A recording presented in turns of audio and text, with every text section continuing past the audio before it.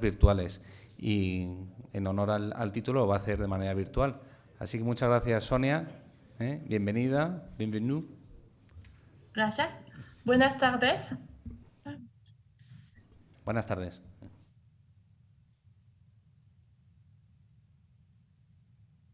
Ça marche. Alors,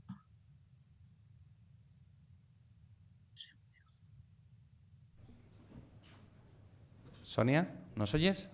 oui. Alors, j'essaye de partager mon écran, mais ça ne marche pas. Bon, bah, je vais faire sans. Donc, la généalogie, c'est une activité qui va rassembler de nombreux passionnés et professionnels. Ces rencontres se manifestent souvent lors de congrès ou de salons de généalogie qui sont réalisés par les associations généalogiques régionales. Ces événements ont dû faire face à de nouvelles problématiques, en particulier la pandémie mondiale du coronavirus. Si l'on veut rassembler un plus grand nombre de passionnés et toucher une population plus grande, il faut savoir innover ces événements généalogiques. Pour ce faire, il a fallu utiliser de nouvelles technologies qui impliquent le numérique et Internet. C'est le cas de la Fédération française de généalogie qui travaille sur l'accessibilité pour tous de la généalogie et de ces événements. En effet, la fédération a mis en place plusieurs plateformes généalogiques, comme le salon virtuel Généa Event 2020 de la Maison de la généalogie. En 2023, donc cette année, cette plateforme elle va évoluer sous une nouvelle version avec Apifère, une société qui propose des salons virtuels. Et on pourra y déposer des vidéos, des documents, ainsi que l'agenda personnalisé pour gérer des rendez-vous et ses conférences.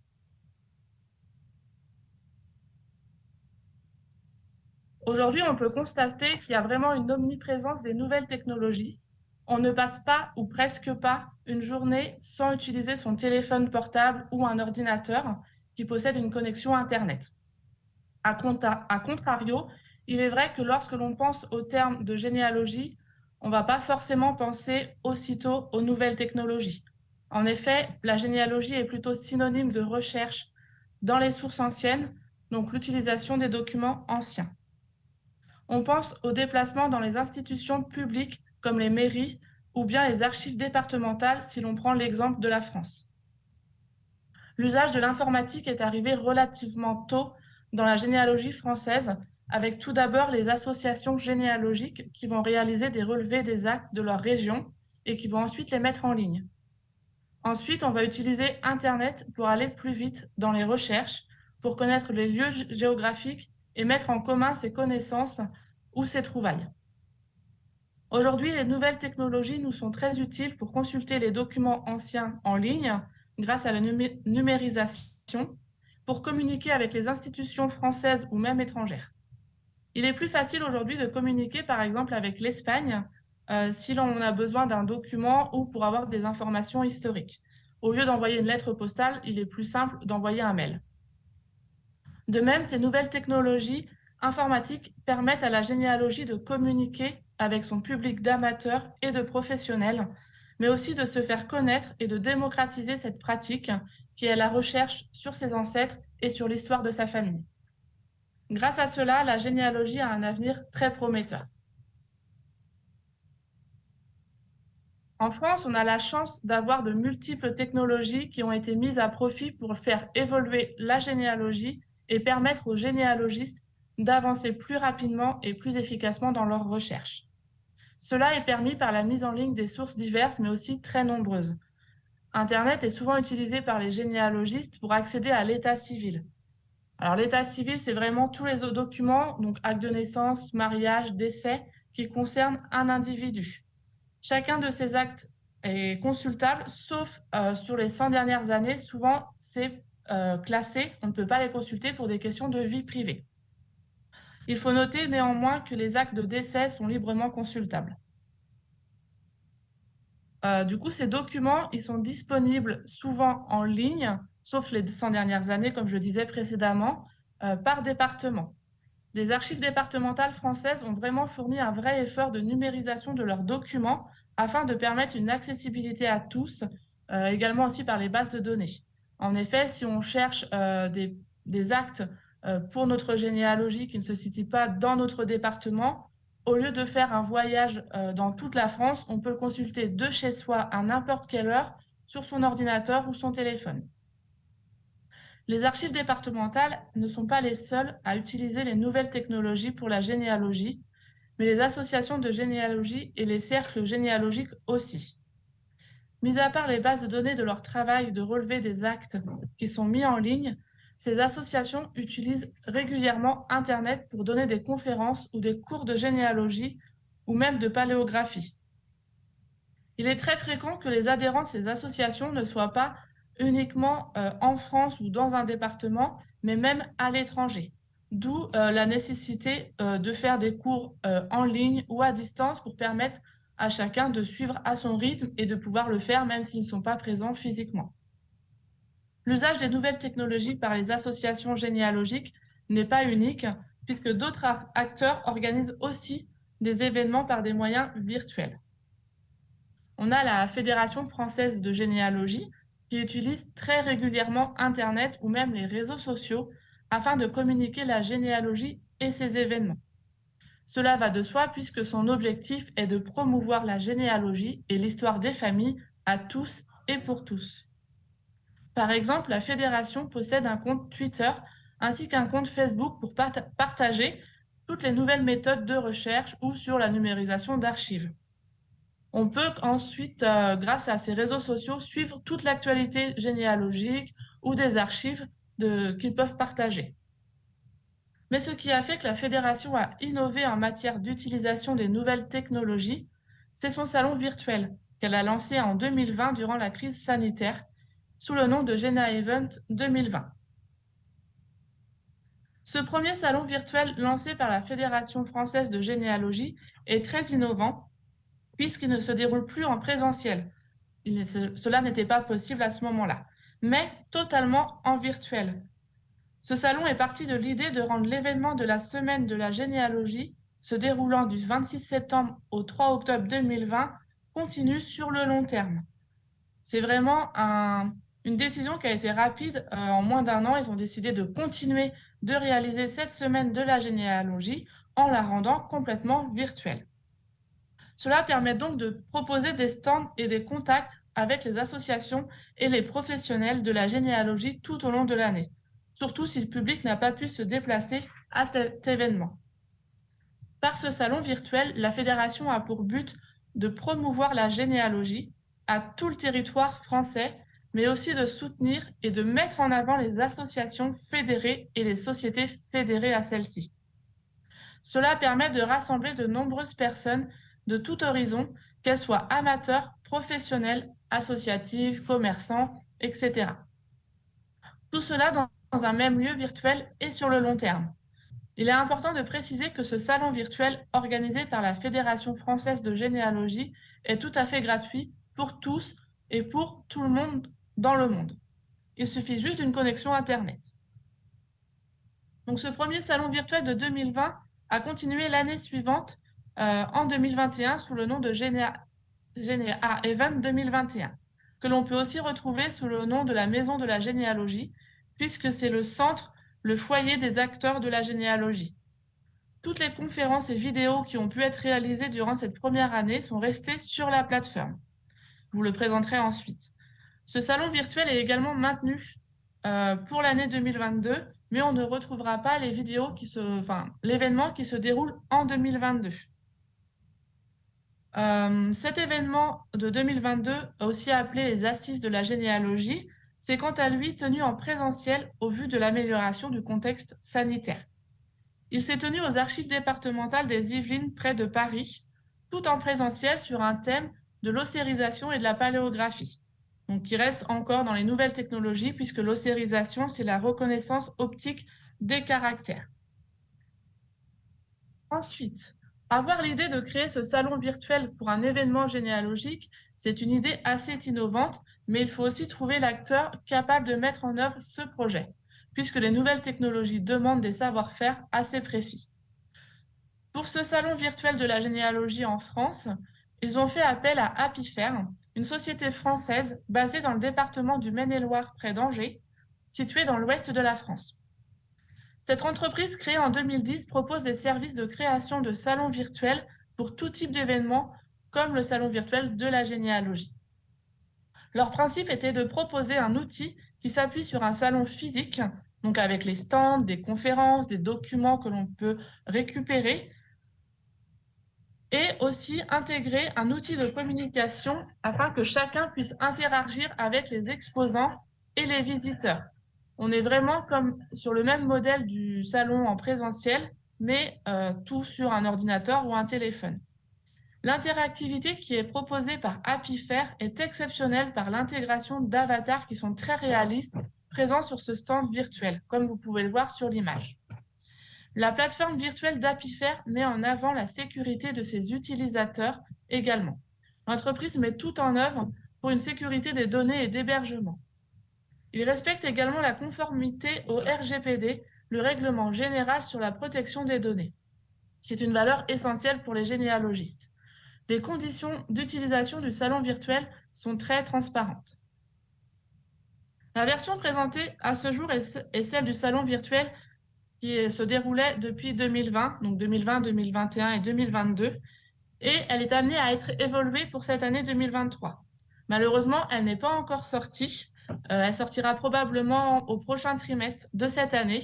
Donc, je vous présente vraiment l'ancienne version, mais la nouvelle version sera sur le même principe. Ce sera le même fonctionnement, juste il y aura quelques évolutions positives avec l'ajout de nouveaux outils. Ce sera toujours avec Apifare. Donc le salon virtuel proposé par la Fédération française de généalogie propose dès la connexion un accueil très interactif avec un menu de navigation, des halls par quartier d'exposants et un accès à un compte personnel. Un des avantages de cette forme d'événement généalogique, c'est vraiment l'optimisation et la fluidité d'accès et de mouvement sur le salon virtuel.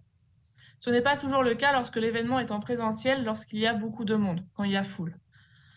Ici, on peut être un nombre de visiteurs et d'exposants illimité, ce qui est un réel avantage pour réunir tout le public et tous les passionnés de généalogie. L'accueil présente une navigation qui reprend les halls des exposants qui sont, eux, regroupés en catégories. Donc, on va avoir des vidéothèques, un quartier pour les organisateurs de ce salon virtuel, un quartier pour les associations, un autre pour les archives et les universités, un quartier pour l'international et un quartier plutôt, on va dire, commercial. Par cet accueil, on retrouve un menu qui permet de faire une recherche textuelle dans tout le salon virtuel. Les résultats de recherche peuvent nous donner une personne présente sur le salon virtuel, un document sur un sujet précis, une vidéo d'une conférence passée ou juste un stand si on recherche un stand dans sa région. Ensuite, on retrouve aussi une icône qui permet d'accéder à une messagerie qui va mettre en relation exposants et visiteurs. On peut aussi retrouver dans ce menu nos favoris, c'est-à-dire tous les documents ou les conférences qui nous ont plu ou que l'on souhaite regarder plus tard. On peut les ajouter en favoris et les retrouver sur cet espace ici. Ce fonctionnement de ce menu du salon virtuel peut vraiment s'apparenter un peu au fonctionnement d'un moteur de recherche, avec le menu, la messagerie, les favoris.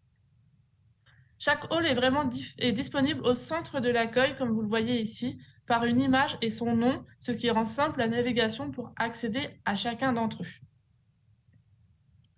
Dans ce salon virtuel, la question de la place n'est pas une problématique puisque l'on peut mettre un nombre infini d'exposants sans se soucier d'avoir une salle pouvant accueillir exposants et public sans risque.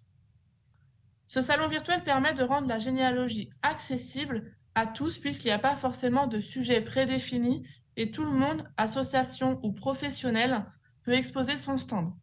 Alors, le fait qu'il soit dispersé par quartier aide aussi à la fluidité de navigation dans ce salon virtuel. L'édition de 2021 de ce salon virtuel de la généalogie propose 2 vidéothèques et 4 halls différents. La première vidéothèque propose toutes les conférences qui ont été produites durant la première année, donc l'année 2020. La plupart de ces vidéos sont hébergées sur YouTube, mais cela n'empêche en rien leur diffusion.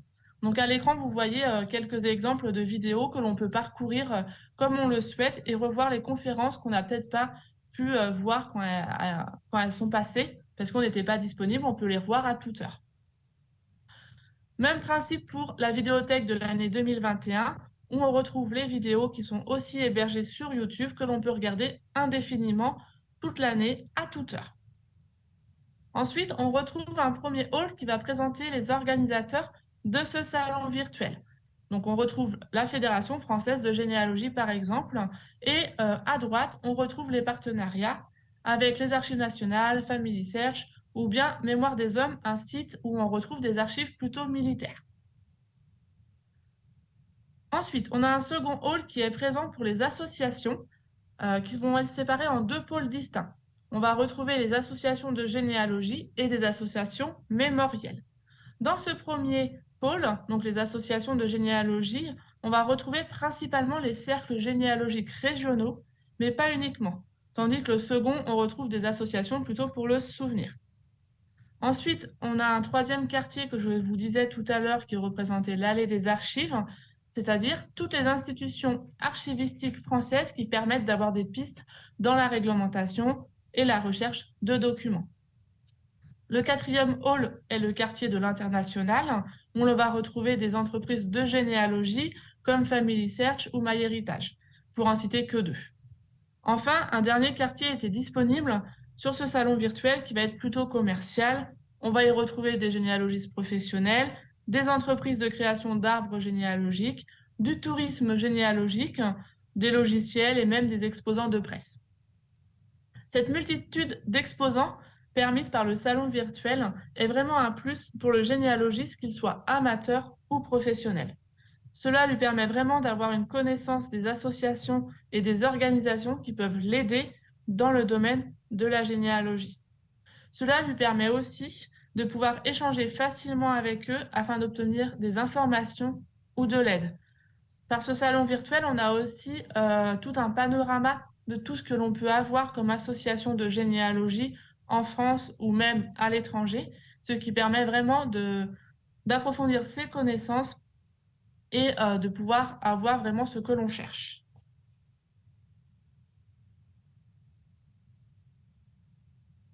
Comme un salon en présentiel, le salon virtuel favorise l'échange entre l'exposant et le visiteur. Ce n'est pas parce que nous sommes sur un ordinateur ou un téléphone qu'on ne peut pas échanger avec le stand, avec les exposants. Au contraire, c'est comme si on était là en physique. C'est aussi simple. L'avantage, c'est que là, on va avoir une messagerie qui est ouverte tous les jours sans interruption. Donc, si vous voulez vous connecter à minuit, 2 heures du matin, vous pouvez. Après, je ne vous assure pas que quelqu'un vous réponde, mais on pourra vous répondre plus tard. On va avoir deux formes de discussion possibles. On a le chat privé et l'autre public. Pour le premier, il est très utile si l'on veut échanger uniquement, par exemple, avec une seule personne présente sur le stand d'un sujet particulier ou sur sa généalogie qui est plutôt privée. On peut choisir l'intervenant à qui l'on souhaite parler, mais aussi envoyer un message si celui-ci n'est pas connecté, comme un système de messagerie classique. Comme vous le voyez ici, si l'exposant n'est pas présent, voilà, vous envoyez un message par ce petit formulaire. Il recevra une notification qui va l'avertir qu'il a un message sur son stand virtuel et il pourra ensuite vous répondre lorsqu'il en aura la possibilité. Ces moyens de communication sont aussi possibles lors des conférences. Il faut aussi préciser que la visio est possible lors des échanges sans passer par un autre outil comme Zoom ou d'autres outils qui existent. On peut le faire directement par ce salon virtuel. Pour chaque exposant, il lui est possible de personnaliser son stand, comme s'il s'agissait d'une vitrine de présentation. Le stand est vraiment en 3 dimensions, donc notamment grâce à un avatar qui est en forme réaliste, ce qui rend le salon virtuel beaucoup plus accueillant et humaniste. Et il peut rajouter toutes les images qu'il souhaite sur les côtés, son logo, des documents, pour présenter son stand comme si c'était un stand physique. Dans ce stand, ce qu'il peut faire, il peut rajouter des informations sur son stand. Donc son nom, description, il peut rajouter son adresse et même son numéro de téléphone ou des moyens de contact hormis via le salon virtuel. Chaque exposant peut aussi rajouter d'autres choses en plus de ces informations. Il peut enregistrer des documents, comme ici on a 2 documents, donc un pour l'initiation des jeunes à la généalogie et un autre sur un bulletin d'adhésion. Il peut également y mettre des vidéos sur la présentation ou des formations qu'il a pu dispenser les jours précédents et les mettre à disposition du public s'il le souhaite. On voit bien que on peut aussi rajouter des liens qui peuvent emmener vers les réseaux sociaux ou même vers le site internet de cet exposant. De même, on voit bien que sur les documents ou les vidéos, nous pouvons les rajouter en favoris si on veut les regarder pour plus tard ou si on veut garder le document. C'est une véritable bibliothèque de documents, une vraie galerie. Il est également possible d'insérer les liens pour les réseaux sociaux. Ici, on ne le voit pas, mais cela est possible. Ensuite, ce salon virtuel a aussi le but de réaliser des conférences sur des sujets généalogiques comme un événement à durée limitée, mais cette fois-ci, elles peuvent avoir lieu toute l'année. Les conférences peuvent être suivies par tous, il suffit juste de se connecter au salon, donc avec son adresse mail et un mot de passe. Tout le monde peut y accéder, c'est gratuit, il faut juste avoir un moyen de connexion Internet. Toutes les conférences qui ont eu lieu sur le salon virtuel peuvent se retrouver dans la vidéothèque du salon virtuel, notamment celles des années précédentes, comme je vous montrais tout à l'heure avec les vidéothèques de l'année 2020 et de l'année 2021. Ensuite, le présentateur de la conférence peut également mettre la vidéo, comme je vous disais à l'instant, sur son stand, s'il le souhaite. Comme ça lui permet aussi de montrer aux visiteurs qu'il a créé des vidéos et qu'il est spécialisé dans un sujet. Les communications entre le présentateur et le public sont possibles tout au long du live de la conférence aussi. Alors, le salon virtuel va aussi permettre d'avoir un agenda intégré. Ce n'était pas possible avant pour la version 2021 et 2022, mais la nouvelle version de 2023 pourra présenter cette nouvelle fonctionnalité. Cet agenda va permettre de gérer et d'enregistrer ses rendez-vous, mais aussi de programmer les conférences.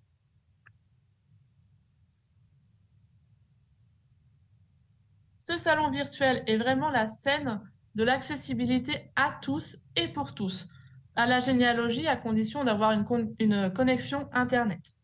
En effet, on peut y accéder à ce salon par tout navigateur, qu'il soit Microsoft Windows, macOS, Android, Linux. On peut y accéder aussi par tout appareil, que ce soit une tablette, un mobile, un ordinateur, une télé, tout appareil qui a une connexion Internet. De même, il n'y a pas besoin d'une installation additionnelle sur l'appareil, pas besoin d'installer une application ou toute autre chose. C'est vraiment juste une connexion et se connecter à Internet. Si un utilisateur a des difficultés dans l'utilisation de ce salon virtuel, pour se déplacer ou pour communiquer ou pour toute autre raison, de nombreux guides et de tutoriels sont disponibles, mis à disposition par la plateforme Appifair, mais aussi par les organisateurs de l'événement. Ce salon virtuel a vraiment une dimension mondiale, puisqu'il peut être disponible dans plusieurs langues. On peut y accéder dans tous les pays, sans barrière de langue, ni de barrière de décalage horaire, puisqu'il est accessible H24. Et il est aussi multilingue. Donc la Fédération française de la généalogie a mis en place dès l'année 2021, donc suite à la crise du coronavirus, un événement virtuel afin de permettre la diffusion de son salon malgré cette crise sanitaire. Il s'agit du Général Event 2020 que je vous ai présenté. Cet événement est donc présenté en salon virtuel comme un salon physique avec la possibilité d'avoir son stand et de communiquer entre exposants et visiteurs. Une seule différence est marquée dans ce nouveau type de salon, c'est vraiment qu'il peut se tenir toute l'année sans interruption, sans contrainte de temps, de place ou quoi que ce soit. On peut y accéder toute la journée, quand on veut, toute l'année. Donc là, je vous ai vraiment présenté le salon virtuel de 2020 à 2022. Cependant, il a été fermé en fin décembre 2022. Il devrait rouvrir bientôt dans le prochain trimestre de cette année 2023. Les fonctionnalités que je vous ai présentées seront les mêmes, en plus de l'agenda qui sera rajouté. Et cela vraiment rend possible la généalogie accessible à tous et partout dans le monde. Donc voilà. Merci de votre écoute. Muchas gracias.